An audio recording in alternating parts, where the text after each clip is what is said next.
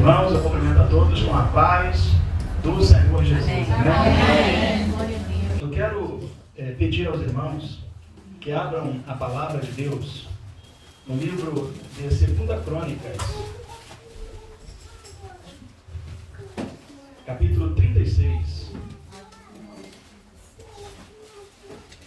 Segundo livro das Crônicas dos Reis de Israel, capítulo 36, versículo 9 ao versículo 21. Tinha Joaquim 18 anos quando foi proclamado rei, e governou apenas 3 meses e 10 dias em Jerusalém. Fez ele o que é detestável para o Senhor. Na primavera, o rei Nabucodonosor mandou levá-lo para a Babilônia, junto com os objetos de valor retirados da casa de Yahvé, o Senhor. E proclamou Zedequias, tio de Joaquim, rei sobre Judá e sobre Jerusalém. Zedequias tinha 21 anos de idade quando começou a reinar, e governou durante 11 anos em Jerusalém. Ele também agiu de maneira reprovável para Yahvé, o Senhor, seu Deus, e não deu ouvidos, nem se humilhou diante do profeta Jeremias, que lhe aconselhava como porta-voz de Yahvé, o Senhor.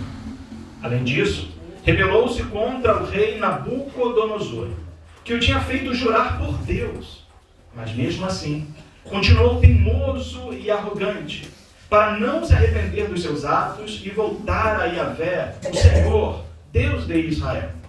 Da mesma maneira, todos os chefes e líderes dos sacerdotes e o povo em geral se tornaram cada vez mais infiéis, imitando todas as práticas detestáveis das nações pagãs e contaminando a casa de Yahvé, consagrada por ele em Jerusalém. Contudo, Yahvé, o Senhor Deus de seus antepassados, falou-lhes de muitas maneiras, insistindo em adverti-los por meio de seus mensageiros, porquanto na sua compaixão desejava poupar seu povo e o lugar que escolhera para a habitação do seu nome. Porém, eles zombaram dos mensageiros de Deus, desprezando suas palavras e advertências, e ridicularizaram seus profetas, até que a ira de Yahvé, o Senhor, se inflamou contra o seu próprio povo, e já não houve remédio. Então, o Senhor enviou o rei dos caldeus contra eles, o qual exterminou os seus jovens à espada, no seu santuário, e não teve piedade nem dos meninos, nem das moças, nem dos adultos, nem dos mais velhos, e avançados em idade. Deus entregou todos de seu povo nas mãos do rei Nabucodonosor. Este levou para a Babilônia todos os utensílios da casa de Yahvé, o templo de Deus, tanto os pequenos como os grandes objetos, com todos os tesouros do templo do Senhor, inclusive os que pertenciam ao rei e a seus oficiais. Também incendiaram o templo de Deus, derrubaram os muros de Jerusalém, queimaram todos os seus palácios e destruíram todos os seus objetos de valor que haviam neles. Nabucodonosor levou para o exílio na Babilônia todos aqueles que sobreviveram à espada de seu exército, a fim de lhe servirem e a seus descendentes como escravos até os tempos do Império Persa. Tudo isto em cumprimento à palavra de Yahvé, o Senhor, profetizada pela boca de Jeremias. A terra desfrutou os seus descansos sabáticos, repousou durante o tempo de sua desolação, até que os 70 anos se completassem. Meus irmãos, nós estamos diante de um evento, de uma catástrofe, registrada nas páginas da Bíblia Sagrada para a nação, o povo escolhido de Deus na antiga aliança, descendência de Abraão, aqueles a quem Deus um dia os libertou com mão forte e com braço estendido. tirando-os do Egito e os guiando por um deserto, por um período de 40 anos. Depois os introduzindo em uma terra que manava leite e mel, a terra de Canaã, derrotando 7 nações poderosas, ou 7 povos poderosos, a começar pelo povo de Jericó. Assim Deus cuidou do seu povo e entregou-lhes a terra da promessa, a terra prometida. E este povo, a quem Deus chamou pelo seu próprio nome, foi o mesmo povo que, engordando e engrossando, conforme as palavras de Moisés, o profeta do Senhor, Yeshurun e Yeshurun, engordastes, engrossastes e me destes coisas. Esse povo do Senhor, depois de prosperar, depois de enriquecer, depois de se estabelecer na terra da promessa, na bênção de Deus, eles voltaram as costas para o Senhor. Então sobrevieram tempos difíceis, tempo dos juízes, em que o povo de Israel, vez por outra, era levado cativo. Então clamavam ao Senhor, se arrependiam dos seus pecados, o Senhor os ouvia e lhes enviava libertadores. E ali foram aproximadamente 13 ou 14 juízes que se levantaram em Israel. E esses juízes traziam paz por um período de tempo, mas logo Israel tornava a pecar contra o Senhor. Terminado este tempo, o povo de Deus, não querendo mais que Deus fosse o seu rei sobre si, eles então pediram a Samuel para que Samuel lhes ungisse um rei, segundo os seus padrões, segundo os seus desejos. Deus então permitiu a Samuel e lhe ordenou que ungisse a Saul, filho de Quis, da tribo de Benjamim. Saul foi o primeiro rei de Israel. E Saul contrariou os decretos de Deus. E Saul prevaricou contra o Senhor Jeová. E foi deposto de seu reino. Foi rejeitado para que não reinasse mais sobre o povo do Senhor, a herança do Senhor. E da boca do profeta ele ouviu as seguintes palavras: o Senhor tem te rejeitado e tem passado o reino de ti, porque ele já tem achado um homem melhor do que tu, melhor do que você. Este homem era Davi. Logo após a morte de Saul, Davi assume o trono de Israel, reina por um período de 40 anos, conquista as cidades, conquista a grande cidade de Jerusalém em Hebrom. Ele faz as fortalezas de Sião, traz a arca de volta para dentro de Jerusalém, estabelece a sua tenda e ali ele prospera. Mas Davi também passou, e passando o seu reinado, levanta-se o seu filho Salomão, que reinou por iguais 40 anos, mas Salomão também passou, havendo prosperado, também caiu em desgraça, desviou-se do Senhor por um período, as mulheres lhe fizeram perverter o coração, os seus casamentos políticos o arrastaram para a idolatria, e a Bíblia diz que ele, quando estava por terminar o seu reinado, constituiu a rei o seu filho Roboão. Mas ali, quando Roboão ele começou a reinar, houve uma certa resistência por um dos oficiais dos exércitos de Israel, chamado Jeroboão. Roboão não queria ser um rei pacífico como fora seu pai, e ao invés de ele tratar bem ao povo, ele tratou o povo com mais peso, com mais carga, com mais castigo, com mais impostos, e ali o reino se dividiu.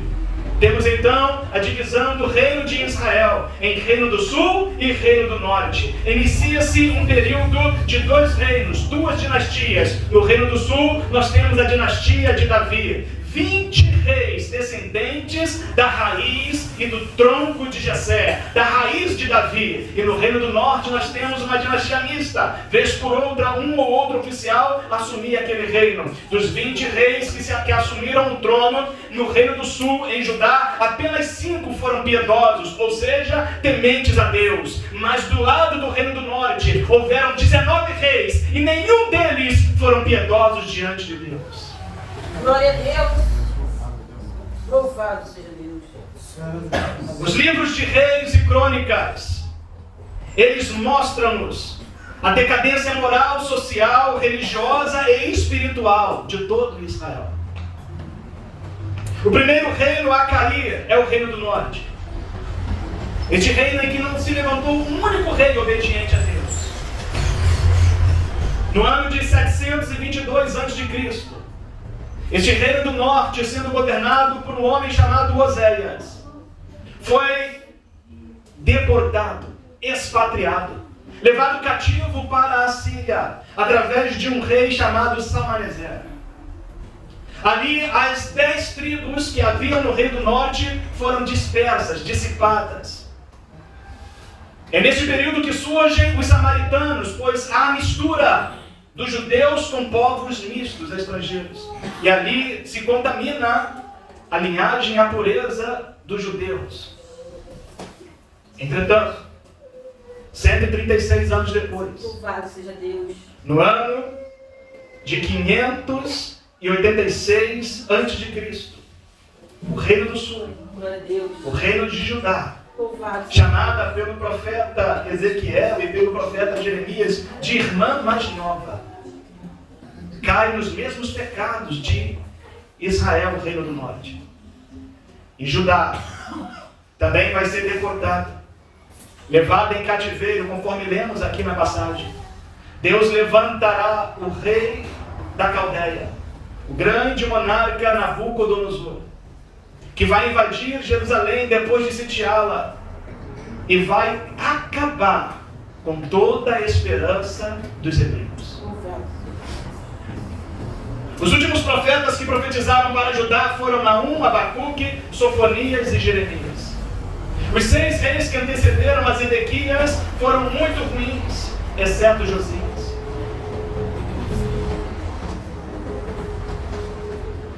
Manassés foi o mais ímpio de todos os reis de Judá. Contudo, teve o reinado mais longo, 55 anos. Eu acho que é daqui que as pessoas criaram aquele ditado popular em nossa região: vaso ruim não quebra. Porque o homem era ruim e reinou pelo maior período de tempo em Israel. Para que vocês saibam o tamanho da sua malignidade, ele promoveu idolatria em Israel, feitiçaria, assassinatos, queimou os próprios filhos no fogo como sacrifício a deuses pagãos e matou o profeta Isaías.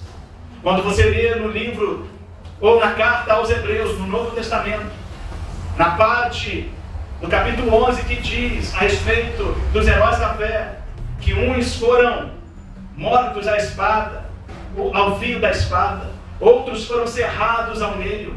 Esta expressão cerrados ao meio faz menção ao tipo de morte que este rei deu ao profeta Isaías.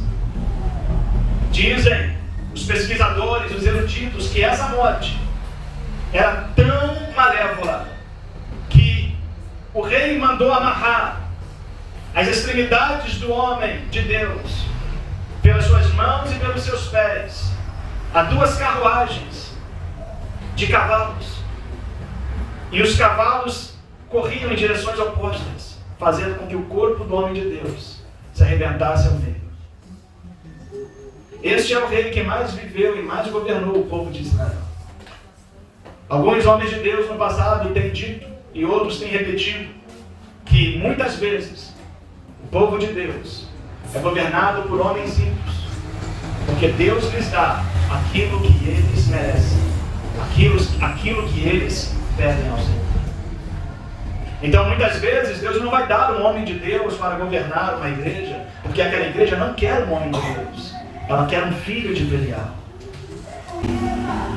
Jeoaquim foi orgulhoso, cruel e perverso, como nós vemos. Liderou uma revolta contra o rei Nabucodonosor. Foi morto antes de sair de Jerusalém. Recebeu o enterro de um jumento, sendo arrastado e lançado fora das portas de Jerusalém. Ainda quis matar por diversas vezes o profeta Jeremias. Esses são os reis que precederam o cativeiro de Israel. Mas o que isso tem a ver conosco, pastor? O que isso tem a nos ensinar esta noite? Essa história, pastor, tão triste, cheia de calamidades, o que isso tem a ver conosco esta noite? Bom, isso tem a ver conosco de algumas maneiras muito importantes. A primeira delas é que nós precisamos atentar para o reino de Deus, como Israel deveria atentar para o seu rei, que também era o reino de Deus. Então, quando um reino cai, nós caímos. Quando um reino cai, a casa de Deus é esvaziada dos seus valores. O reino de Israel caiu por causa dos seus muitos pecados. E possa ser que isto nem se dirija a você esta noite, se refira a você esta noite, mas serve-lhe de instrução, serve-lhe de advertência, serve-lhe de parâmetro para não se entregar ao pecado. O texto diz em 2 Crônicas, capítulo 36, versículo 10. Na primavera, o rei Nabucodonosor mandou levá-lo para a Babilônia junto com os objetos de valor retirados da casa de Yahvé. Talvez a sua versão diga vasos. E proclamou Zedequias, tio de Joaquim, rei sobre Judá e sobre Jerusalém. Escute, meus irmãos. A casa de Deus é cheia de valor. Mas o valor da casa de Deus hoje não são os bens temporais. Os valores da casa de Deus não estão nos móveis, não estão nos utensílios, nos equipamentos. Os valores da casa de Deus estão em cada um de vocês. Está em cada um de nós. Nós somos os objetos de valor. Nós somos os vasos escolhidos. Nós somos os instrumentos de valor para Deus. E quando um reino cai, quando o diabo consegue atingir o seu objetivo, a primeira coisa que ele faz é esvaziar a casa de Deus. Glória a Deus. E ele não está preocupado em esvaziar das coisas materiais, do luxo. Ele está preocupado em esvaziar das pessoas, porque as pessoas são o que Deus tem de melhor. Glória a Deus. Glória. Aleluia. Aleluia. Glória a Jesus. Em Lamentações de Jeremias, no capítulo 1, no versículo 1, Louvado seja Deus. o profeta Jeremias reforça este entendimento dizendo: ó, como está deserta a grande cidade, anteriormente repleta de pessoas. Aleluia. A casa de Deus, a cidade de Deus, da qual diz o salmista: Deus está no meio dela, não será abalada, Ele a ajudará ao romper da manhã. A cidade do Altíssimo, a morada do Eterno, está vazia. Quantos reinos caídos nós temos neste presente momento? Quantas igrejas vazias? Louvado seja Deus. Existem muitas igrejas que estão às vezes até cheias, mas estão cheias de pessoas caídas, vazias. Se existe um reino caído, existe um sacerdócio caído. É verdade, Deus. Aleluia. Glória a Deus.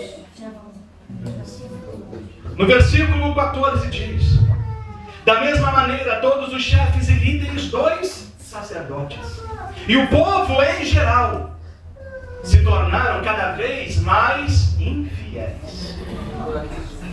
Agora perceba, imitando todas as práticas detestáveis das nações pagãs e contaminando a casa do Senhor.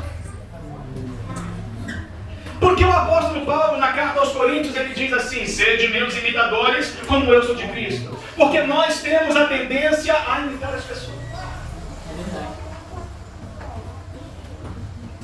Os jovens pregadores iniciam a sua trajetória imitando os pregadores mais antigos. Os jovens cantores iniciam a sua trajetória imitando os cantores mais antigos. Isso faz parte da engenharia humana. Nós procuramos exemplos e então queremos seguir os seus passos. Depois vai chegando a maturidade e nós vamos desenvolvendo a nossa própria personalidade. E nos desprendemos da imitação. Porque a imitação ela tem um limite. É que a gente chega a imitar daquele jeito, tipo de voz, tom, jargões. Mas quando a maturidade vai chegando, a pessoa naturalmente vai se desprendendo. Mas esse povo aqui não estava imitando os profetas de Deus. Esse povo estava imitando as práticas detestáveis dos povos vizinhos. Eles estavam imitando as práticas detestáveis do seu rei, dos seus sacerdotes. Aonde há um reino caído, há um sacerdócio caído. Quando nós falamos de sacerdócio caído na Bíblia, sempre nos vem a nossa lembrança, a história de Eli. A Bíblia diz que uma certa mulher chamada Ana, desventurada, foi abençoada pelo Senhor com uma gravidez, da qual ela prometeu ao Senhor dar o seu filho por Nazireu todos os dias da sua vida. E então, depois de desmamar o menino, apresentou-o ao templo, diante do sumo sacerdote e juiz Eli. E o nome do menino era Samuel. Quando este menino tinha lá por volta dos seus 12 anos de idade, a Bíblia diz que o Senhor veio em uma noite. Naquela noite o Senhor disse: Samuel, Samuel. Louvado seja Deus. Samuel. Aleluia. E o menino, que ainda não entendia e conhecia a voz de Deus, dirigiu-se por 3 vezes ao sacerdote Eli, dizendo: chamaste-me, meu senhor. E o sacerdote disse: não te chamei eu, torna a deitar-te. Chamaste-me, meu senhor. Não te chamei eu, torna a deitar-te. Chamaste-me, meu senhor. Na terceira vez o sacerdote velho caído disse: o Senhor está chamando este menino. Oh, Deus. Aleluia. Torna a deitar-te, meu filho. Quando tu ouvires novamente a voz, diga: eis-me aqui, Senhor. Fala, porque o teu servo... Aleluia. Glória a Deus. Louvado seja Deus. A Bíblia diz que os anos irão se passar. E por ocasião de uma guerra, os filhos de Eli, ensoberbecidos, filhos de Belial, homens pecadores, perversos, vão sair da guerra contra os filisteus. E nesta guerra, eles vão levar a arca do Senhor, imaginando que a arca lhes traria a vitória. O que não acontece. De outra sorte, eles são mortos durante a peleja. A arca é tomada, o povo é dizimado e disperso. Um dos mensageiros sai daquela guerra e corre até Siló. E chegando em Siló, encontra o velho sacerdote Eli assentado em sua cadeira. E ele diz: como vai a guerra? Ah, meu senhor, o povo de Israel foi disperso, dizimado. Como vão os meus filhos? Ah, meu senhor, os seus filhos morreram ao fio da espada. E a arca de Deus? A arca de Deus foi tomada. A glória do Senhor foi levada cativa. A Bíblia diz que nesse instante, ele se desequilibrou da sua cadeira, caiu ao chão e quebrou o seu pescoço. Um sacerdócio caído. No tempo em que as visões eram raras e não eram frequentes, ele não ouvia mais a voz do Senhor. Então o Senhor procurou um menino para falar com ele. Que Deus se apiede de nós e não se desvie de nós para procurar outra pessoa a quem falar. Que ele se dirija a mim, que ele se dirija a você nesta noite. Não sejamos um sacerdócio caído, que embora tenha aparência, embora tenha status, embora tenha poder econômico, financeiro, político, social, mas diante de Deus está caído, está cortado.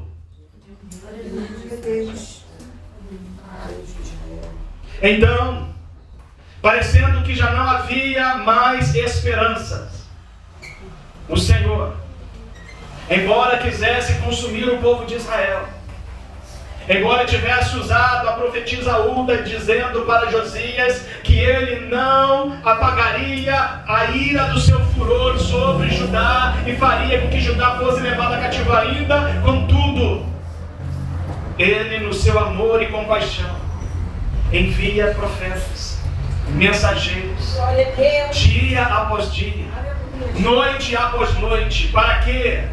Para desviar o povo dos seus pecados, para convertê-los dos seus maus caminhos, para levá-los a um quebrantamento e uma humilhação, a fim de que Deus olhasse dos céus, reparasse as suas veredas, perdoasse os seus pecados, sarasse a sua terra. No versículo 15, o cronista vai dizer que o Senhor insistiu. Deus não vai julgar-nos e não vai punir-nos sem antes, muitas vezes, Ele insistir com cada um de nós. Porque o Senhor é misericordioso, compassivo, tardio em irar-se e se arrepende do mal. Buscai ao Senhor enquanto se pode achar, invocai-o enquanto Ele está perto.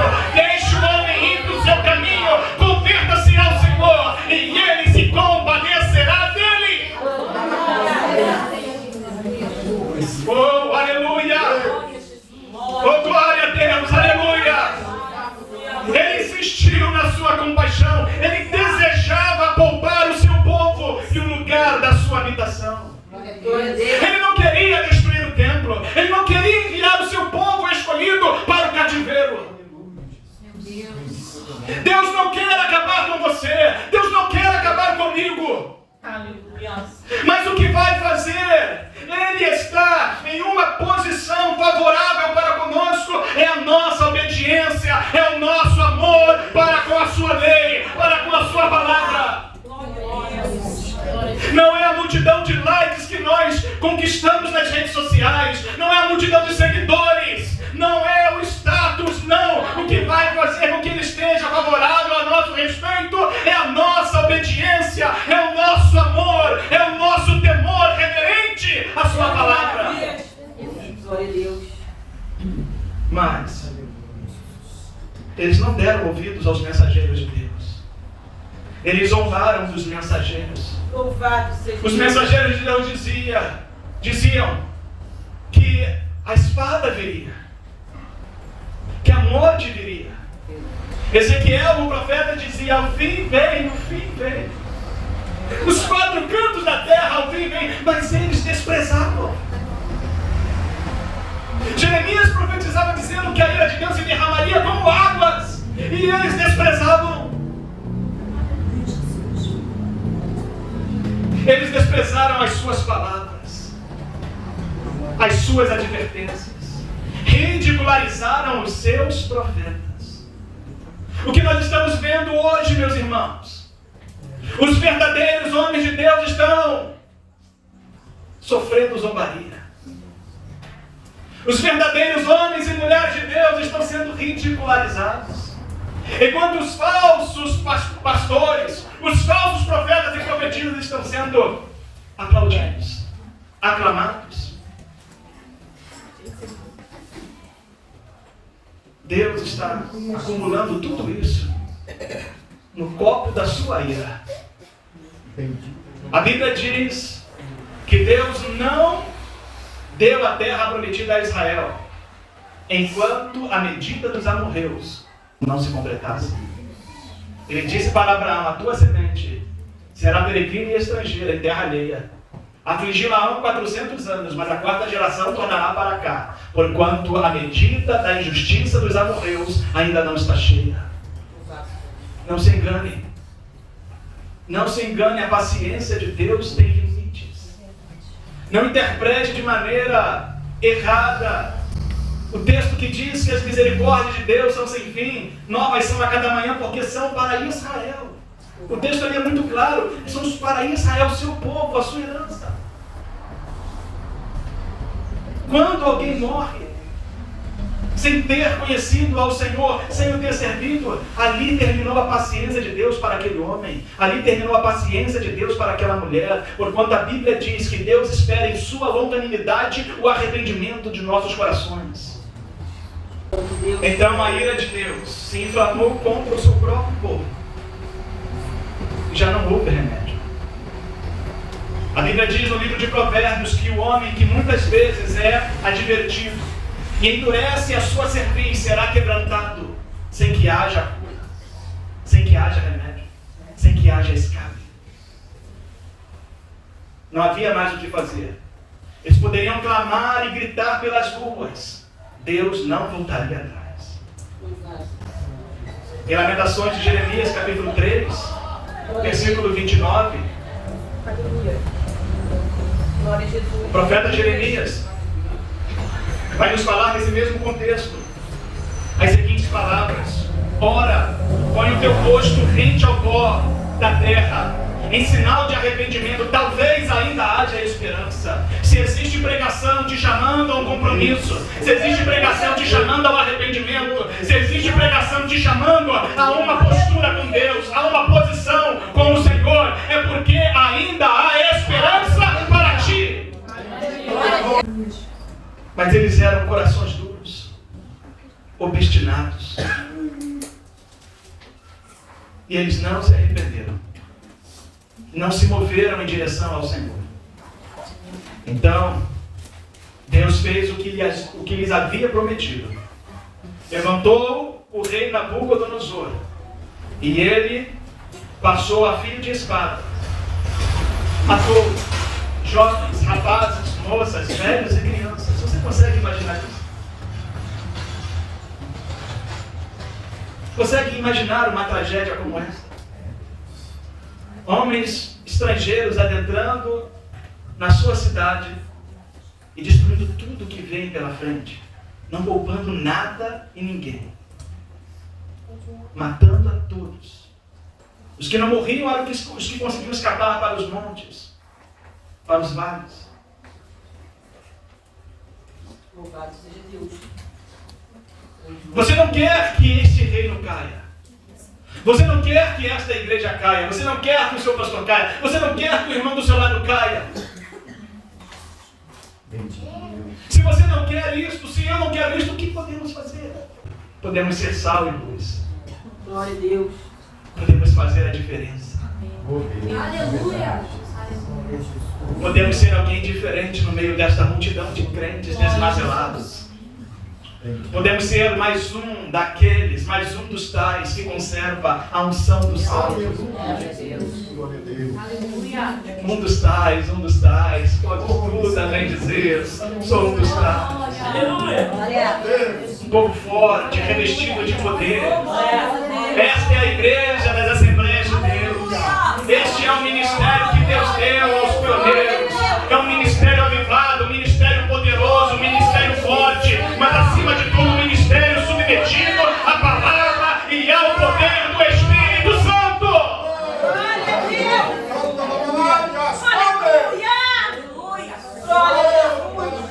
Ah, pastor, mas Deus não usa mais como usava antigamente. Engano seu, Ele continua o mesmo. Jesus é o mesmo ontem, hoje e será para sempre.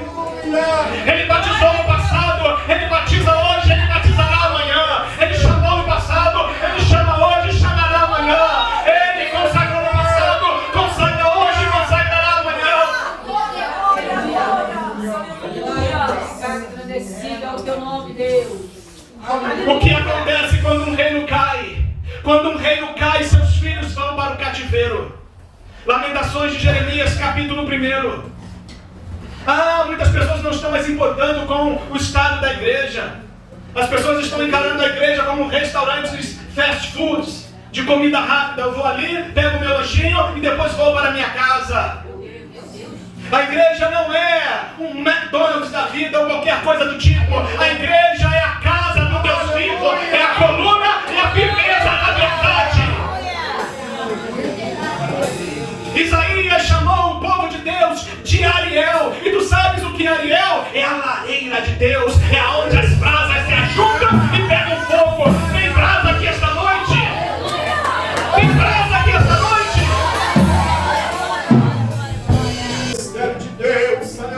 Tem brasas aqui. Você é esta brasa que está no forno do Senhor, acesa pelo Senhor. És tu aquele tição tirado do fogo que ele disse para Zacarias. Lamentações, capítulo 1, versículo 3. Judá foi levada para o cativeiro e sofrerá torturas do exílio, a humilhação e a aflição da escravidão. Versículo 5. Seus inimigos tornaram-se seus senhores, seus adversários estão satisfeitos, porque Yahvé afligiu por causa das suas muitas e repetidas transgressões. Seus filhinhos marcharam para o exílio sob as correntes dos adversários. Você consegue imaginar crianças da idade de Daniel, que tinha lá pelos seus 14 e 15 anos, empreendendo uma viagem a pé, amarrados por correntes, saindo de Jerusalém, indo até a Babilônia? Quando um reino cai, quando uma igreja está caída, os primeiros a sofrer são nossos filhos. A quantidade de filhos desviados que nós temos em nossas igrejas. Mães crentes, pais crentes, filhos nas cadeias, filhos no tráfico, filhos lá na boca de fumo, gerenciando, sabe, traficando. Mas aonde nós erramos? O reino caiu. Quando o reino cai, os filhos sofrem. Porque os filhos olham o exemplo dos pais, olham o exemplo dos pastores. E aí eles estão olhando e às vezes veem que as coisas não estão conforme eles imaginariam que deveriam ser. E então o que acontece? A sua fé, que ainda está incipiente, imatura, se desfaz. E eles se desviam frustrados. Porque eles pensam, esse não pode ser o Deus de Abraão, de Isaac e de Jacó. E então gera-se neles o escândalo, o tropeço. E a Bíblia diz, ai daquele, por quem vem o escândalo, ai daquele que serve como um tropeço para alguém. Quando um reino cai, toda a beleza e esplendor desaparece. Você já viu, eu já vi pessoas maravilhosas, pessoas belas, bonitas, enquanto estavam cheias do Espírito Santo. Mas quando se desviaram, quando o reino caiu para elas, desfigurou-se o seu semblante. Ficaram sem brilhos, ficaram sem beleza. Porque o que faz você ser bonito não é a quantidade de maquiagem que nós colocamos no rosto.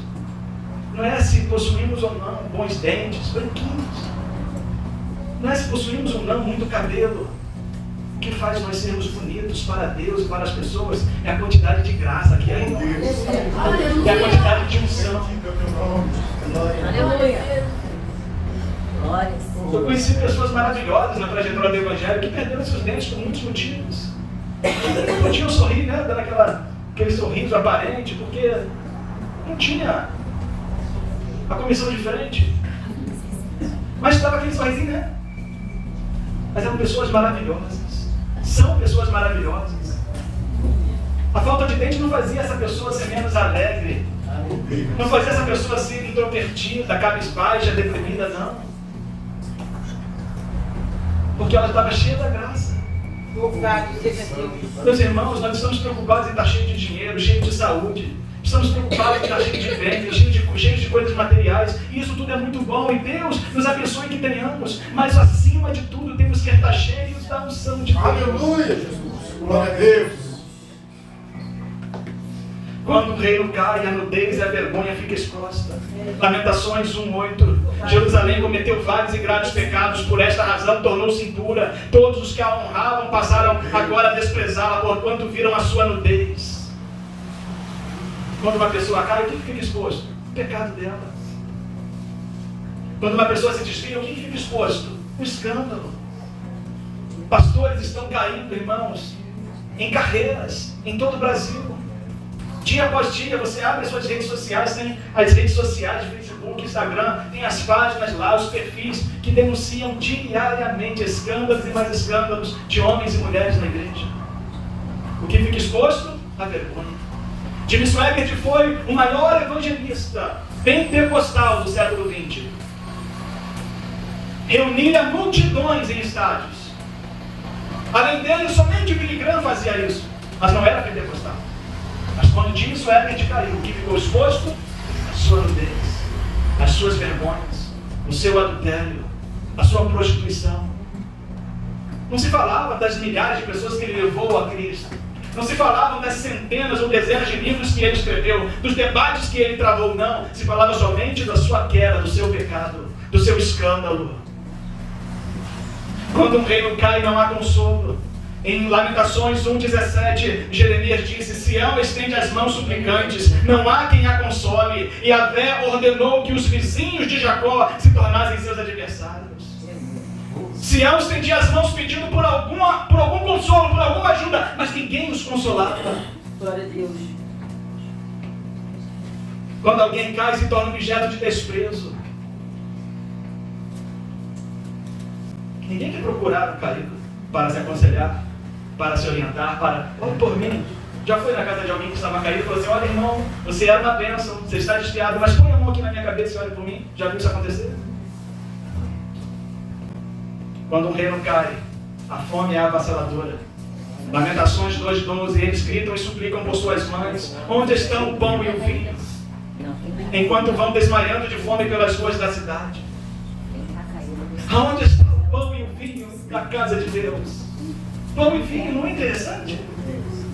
Pão e vinho com o rei e sacerdote de Salém, Melquisedeque. Pão e vinho com Jesus na ceia, não é interessante? Pão e vinho fala de comunhão. Pão e vinho fala de alimento, fala de alegria. O vinho alegra o coração, o azeite faz reluzir o rosto, o trigo alimenta-nos. Onde está o pão e o vinho na casa de Deus? O povo está desmaiando de fome. Se dê hoje por abençoado, por feliz, por estar ouvindo a palavra de Deus. Se dê hoje por satisfeito, por estar ouvindo e sendo exposto à pureza da palavra de Deus. Você é bem-aventurado esta noite. Nesta noite você não está a passar fome. Nesta noite você não sairá daqui dizendo: Deus não falou não. Esta noite você irá saindo daqui: nem só de pão vive o homem, mas de toda a palavra que sai da boca de Jeová. Aleluia. Aqui está a boca de Jeová. O que acontece quando um reino cai? Cai a sua coroa. Lamentações 5:16. O profeta registrou: a coroa caiu da nossa cabeça. Ai de nós! Tudo isso nos ocorreu porque pecamos. Sabe o que simboliza a coroa? A coroa simboliza o prêmio da nossa salvação. Quando Jesus estava a exortar a igreja de Filadélfia, ele disse: guarda o que tens para que ninguém tome a tua coroa. Guarda o que tens. O que você tem esta noite? Eu tenho a fé. O que você tem esta noite? Eu tenho a palavra. O que você tem esta noite? Eu tenho a santidade. O que você tem esta noite? Eu tenho o amor. Guarda estas coisas. Guarda a pureza. Eles não guardaram e perderam a coroa. O prêmio da soberana vocação de Deus. Quando Jesus for nos recompensar na eternidade, a Bíblia diz que Ele nos recompensará com 5 coroas: a coroa da vida, a coroa da justiça, a coroa incorruptível, a coroa de glória e a coroa de alegria. 5 coroas para nos recompensar pela nossa trajetória fiel aqui nesta terra. Concluindo, o que fazer para não sermos apanhados então por tão severo juízo? O que fazer, pastor? Bom, devemos fazer diferente do que esses reis fizeram. Só precisamos olhar para um desses 6 reis que antecedeu o cativeiro, e o nome dele é Josias. Veja o que Josias fez. Eu peço a você que fique de pé neste momento. Josias reparou o templo de Deus. A casa de Deus estava bagunçada, quebrada, mal feita. Ele reparou o templo do Senhor. Ele restaurou o culto a Deus. Nosso saudoso irmão Lázaro, de boa memória, dizia nos seus cultos, nas suas apresentações: termina o show e restaura o louvor. Temos que acabar com o show e restaurar o culto a Deus. O culto a Deus não é o pregador, não é o pastor, é a Deus. A festa é dele, a glória é dele. Josias restaurou a observância da palavra de Deus. O livro da lei estava perdido dentro do santuário. Não se fazia mais leitura da lei.